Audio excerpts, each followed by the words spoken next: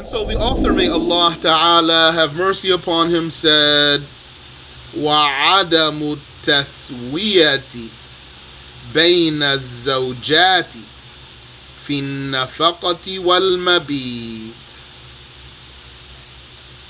And among the sins of the body is the lack of equality, yani inequality between the wives when a man has more than one wife, concerning support and lodging, or spending and lodging. So here, the Sheikh benefits us by letting us know that if a man has more than one wife, in how many instances or in how many cases is he obligated to have equality between his wives? And that's two, in two cases. In nafaqa, spending, wal mabit, mabit means lodging, but here it means spending time. The time. Yani, two things a man who has more than one wife must observe is that he must support all of his wives and he must give them equal time. Supporting all of his wives doesn't mean he spends the same amount of money on all of them. It means he supports all of them. So he gets them the clothing, the food that they need, the lodging. And some of them might have different costs than others. Maybe some of them are big and maybe some of them are small. So he doesn't have to spend the same amount of money on them. Rather, he has to support them all. That's how he's equal with his wives in support. And in spending time, if he gives one wife one night, one day and one night, that's the minimum, a day and a night, 24 hours. So we can just say a day. If he gives one wife a day, then he must give any other wife he has a day. And if he gives one wife 2 days, then he must give any others 2 days. And if he gives one 3 days, then he must give any others 3 days. And he's allowed to take up to 3 days with one wife without seeking the permission of the others. But like we just said, if he did spend 3 with one, he has to spend 3 with the rest. And he doesn't choose which one of his wives he's going to start with. Rather, he does a drawing. And he doesn't choose from his own desire. Rather, he does a drawing. He draws their names, and whichever name comes out first, she's the one who gets the first turn. And then second, third, and fourth, for example. And he wouldn't be obligated to do that until he's ready to spend time. In other words, a man could have a wife or more than one wife without spending time with them. That's not haram by itself. It's not haram fundamentally. Yani, it's not obligatory on a man to come home at night. Don't get that twisted, as they say. Don't get that twisted. Some people think that if the husband doesn't come home at night, he's sinful. That's not the case. He doesn't have to come home at night, for example, or come home or spend time with them. So when he wants to spend time, when he's ready to spend time with one of them, then he has to spend time with all of them. So he does a drawing to see whose name comes out first, and then second, third, and fourth if he has 4 wives. And then he follows that order until he goes through all of them. And then if he wants to fall back, he can fall back. He still has to support them, though. If he's not seeing them, doesn't mean he doesn't have to support them. If he wants to fall back, he can fall back. And then when he's ready to go again to see one of them, then he has to see all of them. And he does a drawing, like I said to you.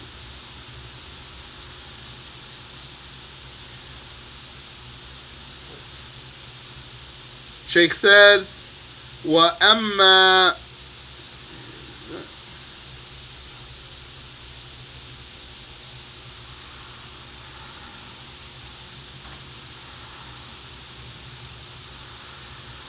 Sheikh says, وَأَمَّا التَّفْضِيلُ في المحبة القلبية. As for preference in love, the love of the heart, والميل, and in attraction, preference in attraction, فليس بمعصية, then having such a preference is not haram. There's no sin. Any question about this? The author says, وَخُرُوجُ الْمَرْأَةِ إِنْ كَانَتْ تَمُرُّ عَلَى الرِّجَالِ الْأَجَانِبِ بِقَصْدِ التَّعَرُّضِ لَهُمْ.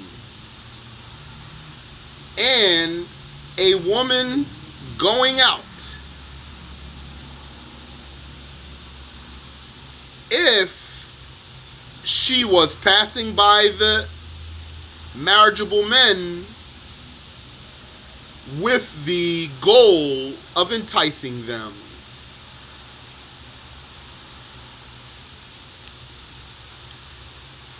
Question: what if he doesn't have multiple wives? Is he still does not have to have permission to not come? He doesn't have to come home. Here, look at this, sister. The man, the woman, the wife, doesn't the wife need her husband's permission to leave his house? Yes. Does a man need his wife's permission to leave his own house?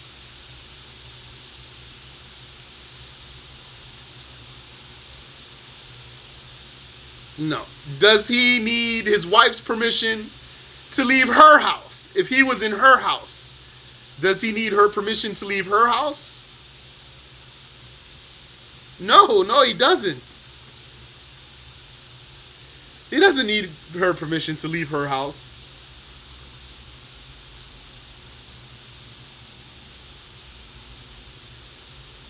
He's a free person. He's not a slave or something, right? He can leave.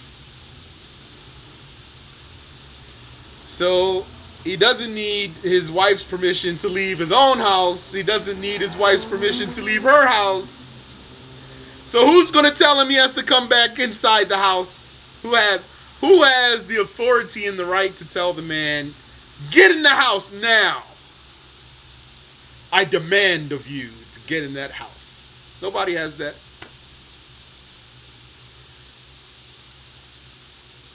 The husband has the right to say to his wife, get in the house. That's his house, not her house. Get in the house. So it's clear, he doesn't have to come home. He doesn't have to spend time with her. He doesn't even have to come home.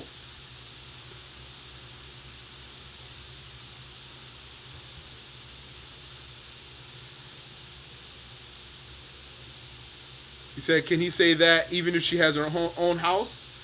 You mean, can he tell her to get in his house if she has her own house? That's your question?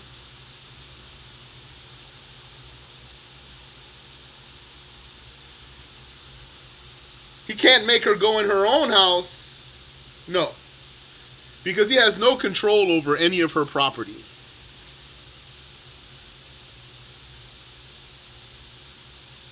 He doesn't have any authority over her property.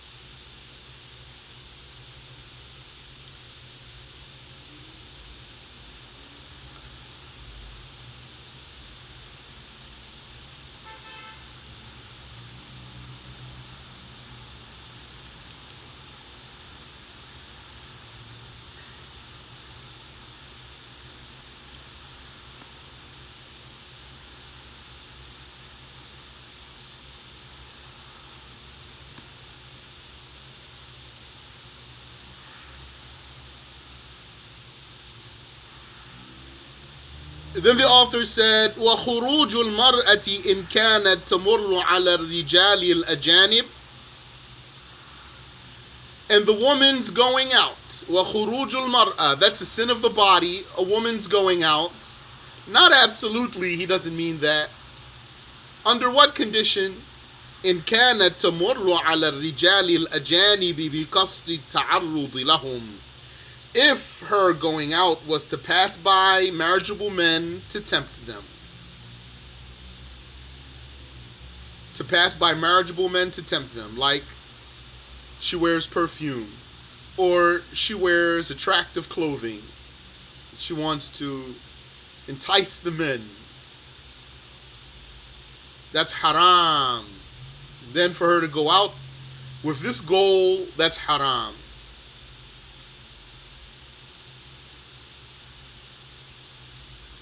But it's not haram for her to go out just with nice clothes. And it's not haram for her to go out with perfume, but that's disliked. Better for her not to, but not haram. And it's not even haram for her to go out with clothing that shows contours of her body, but with the intention to lure the men, that's haram.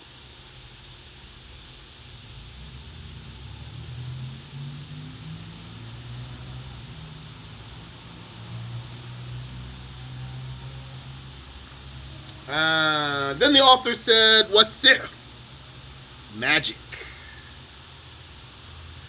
sorcery. Now also the Shaykh has here a nice chapter about sorcery. Yani, it doesn't tell you how to make spells and stuff like that, so it's not like that, but it has some details here. But I'm going to save that, let's say, for next week. Let's say for next week. Now, I'm going to read past where he says, sihr. If Allah gives us the life and the consistency, then next week I'll read the Shaykh's details about magic. So I'll save my, as they say, I'll save my breath for now about it, inshallah. Question, why do people say tight clothes are haram? Because they speak from their opinions.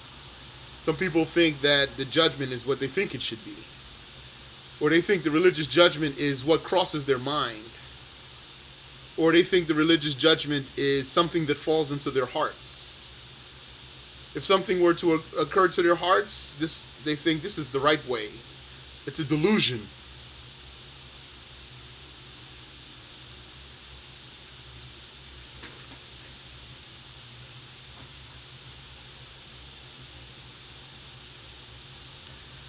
The author says, وَالْخُرُوجُ عَنْ طَاعَةِ الْإِمَامِ. And among the sins of the body is rebelling against the caliph. Imam here means the caliph. وَالْخُرُوجُ, going out, عَنْ طَاعَةِ الْإِمَامِ, from the obedience of the leader. Going out of the obedience of the leader. So it means here, for one to withdraw his allegiance. There was a caliph and one pledged allegiance to that caliph. And then he said, no more. And he withdraws his hand from allegiance. Yeah, even if he didn't fight the imam. Just withdrawing his allegiance from the imam, that's haram. كَالَّذِينَ خَرَجُوا عَلَى عَلِيٍّ فَقَاتَلُوهُ. Like those who went out against Imam Ali, who withdrew allegiance from Ali, فَقَاتَلُوهُ, and they fought him, they rebelled against him. They were insurrectionaries, mutineers. They mutinied against him. Radiyallahu anhu. Qala al-Bayhaqi. Al-Bayhaqi said, so whatever someone wants to say about Shaykh Abdullah, here concerning this issue. Let them say it about Al-Bayhaqi, among many others. كل من قاتل عليا فهم بغاة. Everyone who fought Ali are transgressors, transgressing insurrectionaries.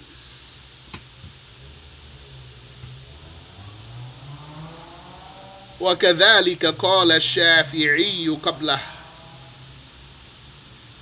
And likewise said Ash-Shafi'i before him. That's reported by Ibn Khuzaymah. Ibn Khuzaymah reports the words, the position of Ash-Shafi'i. Ibn Khuzaymah said, that which I know our sheikhs to be upon is that everyone who fought Imam Ali was an aggressor or a transgressor, a baghi, a transgressing insurrectionary, a mutineer, a transgressing mutineer.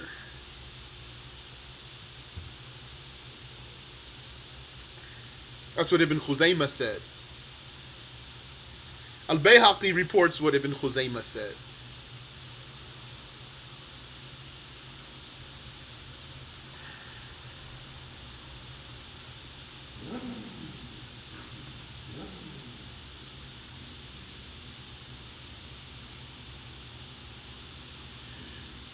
ولو كان فيهم من هم من خيار الصحابة. Even if there are amongst them who is amongst the most elite companions, they're still, Sheikh, that means they're still sinful. Even those companions who are amongst the highest of the companions who are involved in this mutiny, they were sinful too.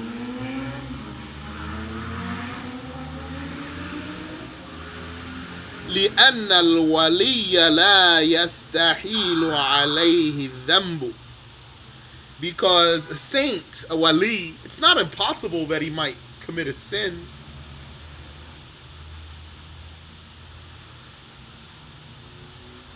ولو كان من الكبائر. Even if the sin were one of the major sins. A wali could even fall into a major sin. The wali is protected from blasphemy, not from major sin. The protection of a wali is not like the protection of a prophet. Prophets are protected from major sins. A wali is not.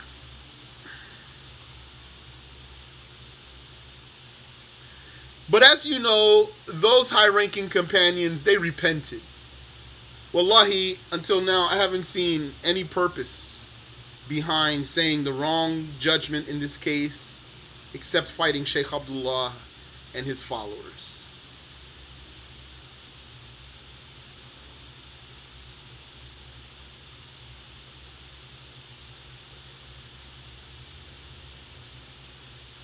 I got into a discussion with some people about this once, and they were saying, you can't say those companions committed a sin. Who are you? Those are the Sahaba. Don't talk like this. Okay. You know how it all goes. And don't forget, it's not our goal to just say, oh, those companions were sinners. It's not even the point. The issue is just explaining the religious judgments. They don't care about that. They just don't want you to say anything bad about a companion. That's what they're saying. So I said to those brothers, if one of you wanted to remind your wife, you would say, this is the religious judgment. What's halal is halal. What's haram is haram. It doesn't matter how we feel. Isn't this what one of you would say to your wife? Why are you not saying that here? And then that was pretty much the end of the discussion. Alhamdulillah. You know something's haram. Doesn't matter who did it. It's not the point to say, oh, that companion is, a slime ball or something like that. And we don't go there. There's no reason to even take such a harsh position. Because we're not even saying the things that they say we are. We're not like saying, oh, Muawiyah, he's a kava wa kava. Aisha, she's a kava wa kava. We never did anything like that. So why are they doing like this? What's their goal here? What's their end game? I don't see anything there but to fight Sheikh Abdullah and his followers, rahimahullah ta'ala. And it's an easy fight there.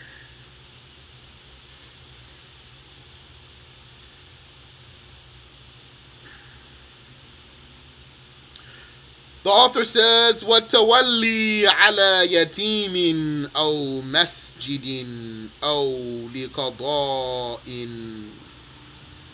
أَوْ نَحْوِ ذَلِكَ مَعَ عِلْمِهِ بِالْعَجْزِ عَنِ الْقِيَامِ بِتِلْكَ الْوَظِيفَةِ.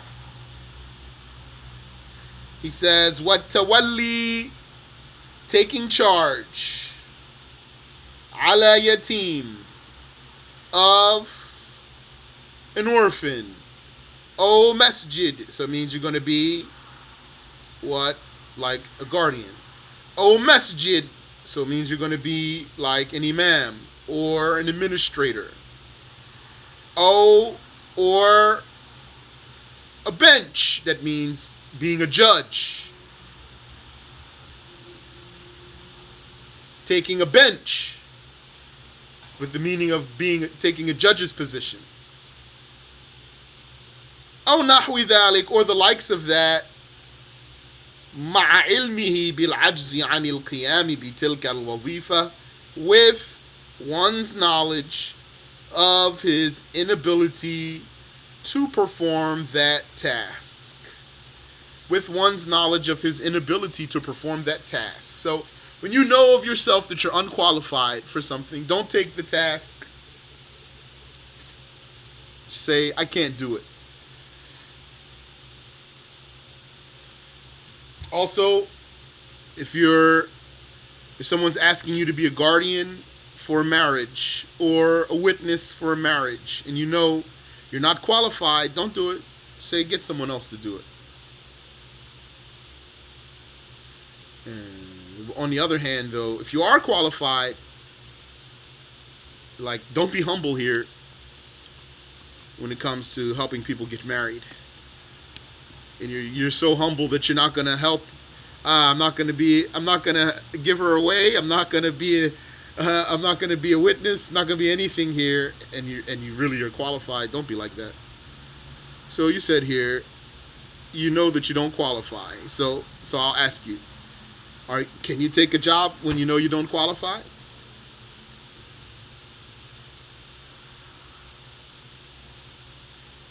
Not normally, no. The answer is no. That's what we just said. وَالتَّوَلِّي عَلَى يَتِيمٍ أَوْ مَسْجِدٍ أَوْ لِقَضَاءٍ, taking charge of an orphan or a masjid or a bench, أَوْ نَحْوِ ذَلِكَ, or the likes of that.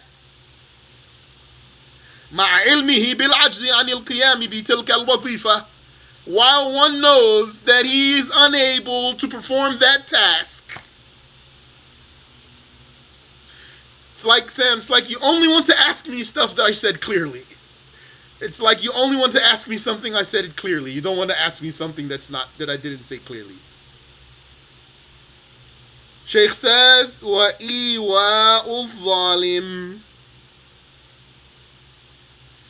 and giving asylum to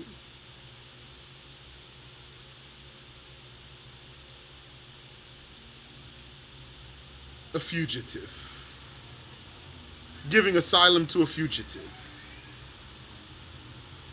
So iwa means giving shelter. Al-Zalim means the unjust one. Here, though, we're talking about the one that's being pursued. He's on the run. So that's why I said fugitive. And we mean here religious law, not another law. So if someone deserved religiously to be arrested by the caliph, for example, and then he came banging on your door so you can hide him, then, and you knew his case, then that's haram. Sheikh said, وَإِيوَاءُ الظَّالِمِ,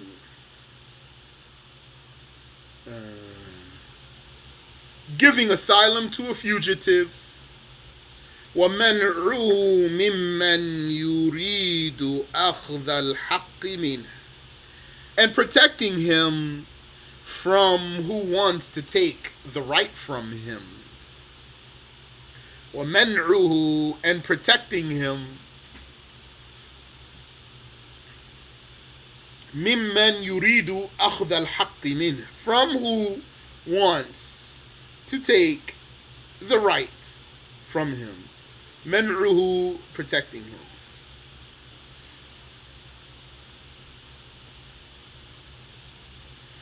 Sometimes al-mana' means defense.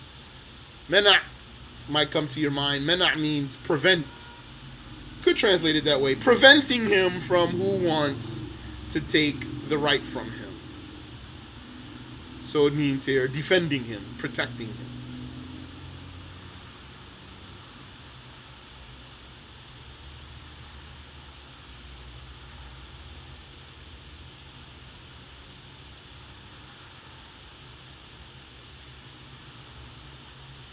The author says, وَتَرْوِيعُ الْمُسْلِمِينَ,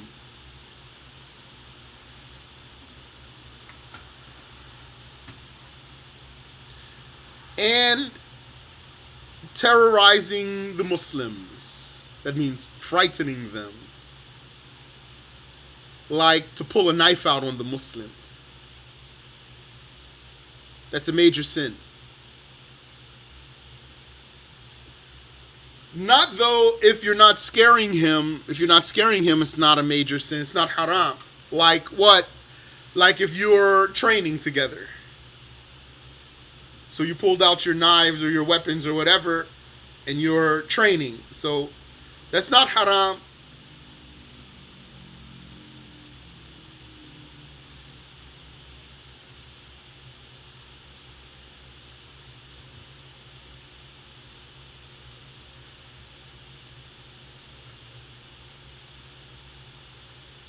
He says, وَقَطْعُ الطَّرِيقِ, and highway robbery. Yani ambushing the commuters. Ambushing commuters. قَطْعُ الطَّرِيقِ, قَطْع literally means severing, cutting off.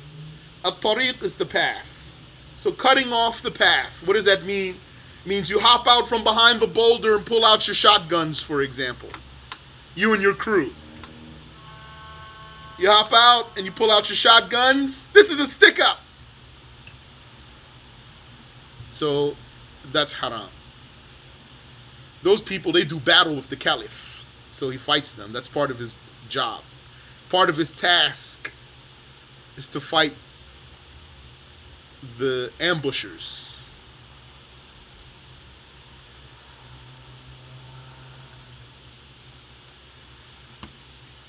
We talk about Muslims. In a Muslim society,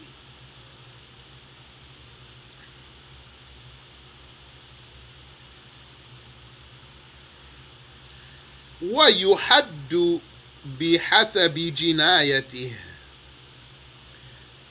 and he will be punished, this ambusher, in accordance with his crime.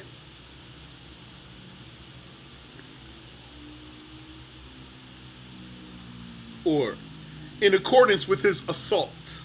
He will be punished in accordance with his assault.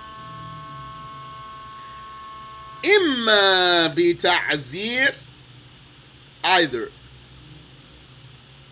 he will be punished according to what the caliph sees fit, such as beating him, imprisoning him, or the like.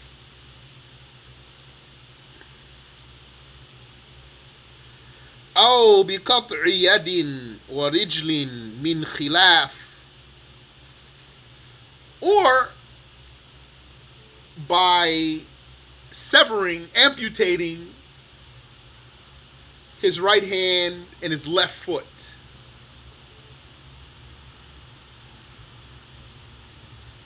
إن لم يقتل, that's if he didn't kill anyone. This ambusher didn't kill anyone.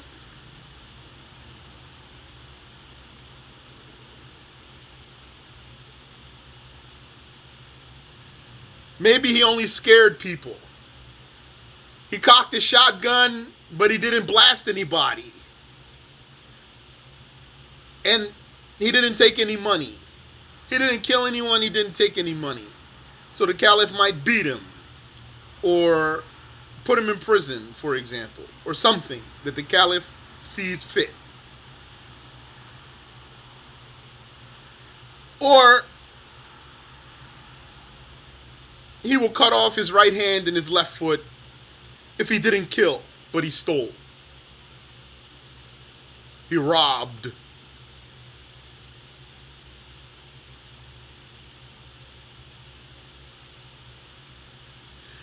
أو بقتل وصلب, أي in قتل, or he will be executed and crucified, or if that word's too rough for you, hung on a pole.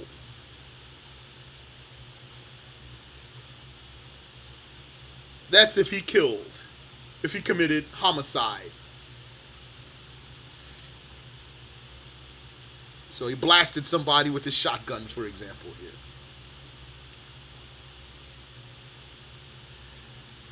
وَمِنْهَا, and among the sins of the body is عدم الوفاء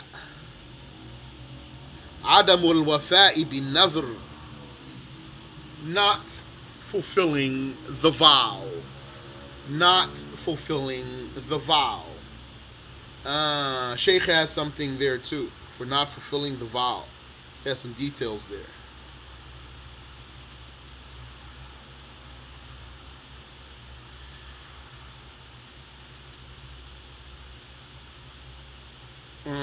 So what does this mean here? The nadhr is when you vow to do something, you say lillahi alayya katha, which means for the sake of Allah I make a vow to do such and such. And it has to be a rewardable deed, like fasting or giving a charity or wearing a kufi or wearing a turban, or for a woman to wear her niqab on her face, or gloves. That's sunnah. If a sister puts on gloves, you can correct your intention there. That's sunnah.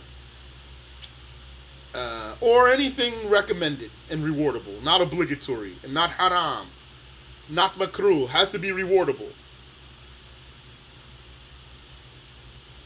So you said, I make a vow to fast, or I make a vow to pray. Then you have to do what you vowed to do. You might be very particular. You might say, I make a vow to pray 2 rak'ahs. Then you have to pray 2 rak'ahs. Or you might say, I make a vow to pray 20 rak'ahs.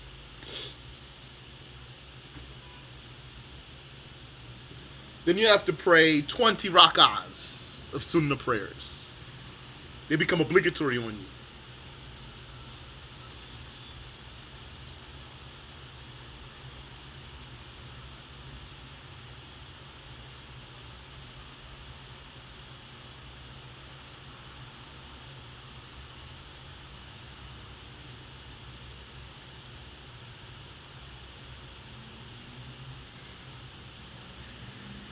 If you don't specify it exactly, then you have to do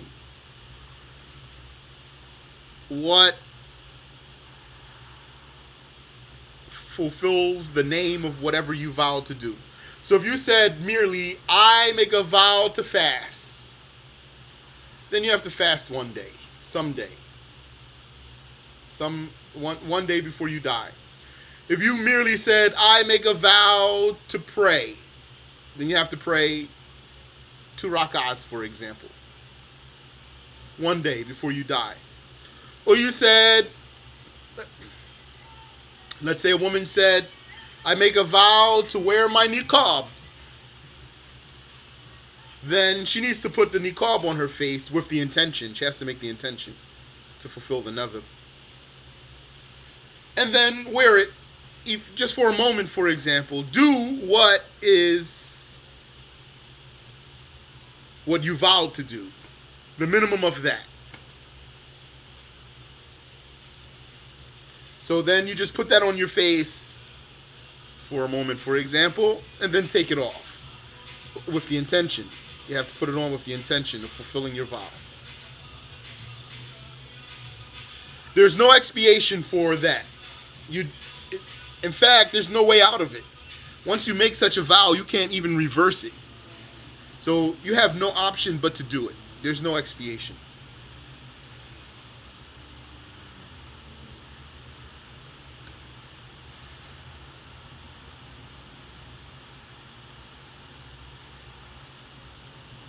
The author says, وَالْوِصَالُ فِي الصَّوْمِ, and to successively fast. وَهُوَ, which is أَنْ يَصُومَ يَوْمَيْنِ فَأَكْثَرَ, to fast for 2 days or more, بِلَا تَنَاوُلِ مُفَطِّرٍ, without taking anything to break the fast. So in other words, you cannot fast for 2 days without breaking your fast. That's haram. Even if you broke it by just a sip of water, then that's enough.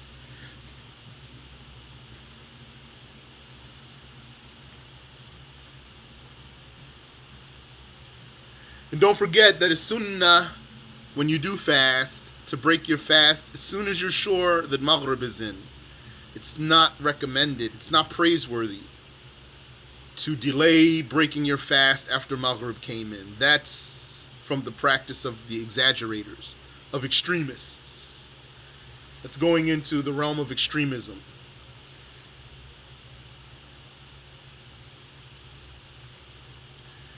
وَأَخْذُ مَجْلِسِ غَيْرِهِ,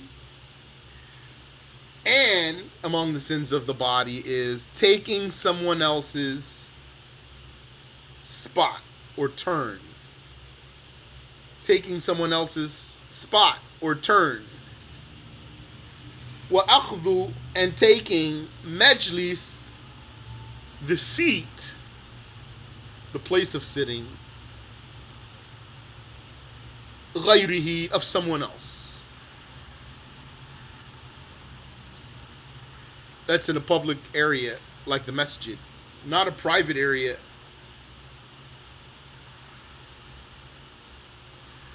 أو زحمته المؤذية, or harmfully crowding one. Harmfully crowding one. As they say, breathing down his neck. And that's haram. Like, did you ever have someone stand so close to you, maybe they want you to move. They want to make you move. Or maybe they want to intimidate you. Someone might come, just stand very close to you so that you will move over. And then, what he might do, he'll come close again. Or he'll do it again another time because he wants to scare you. So, harmfully crowding a person, that's haram. Yes, what's extremism, yani, what I said is, if a person does not break the fast as soon as one is sure that Maghrib is in, I'm not talking about you're not able to. I'm not talking about that. I'm talking about that he thinks he's doing something good. That's why. Not because he doesn't have a date or water, but because he thinks that by continuing to not eat into the night is a good thing for him. So that's not sunnah. This is the thinking of the extremists. That's the behavior of the extremists. The Prophet ﷺ said, my nation will be in a good situation as long as they rush to break the fast. And it was reported that the Jews, when they were Muslims, that was one of the things they used to do, which is not good, not praiseworthy. They used to not break their fast. They used to not rush to break their fast. That wasn't good from them.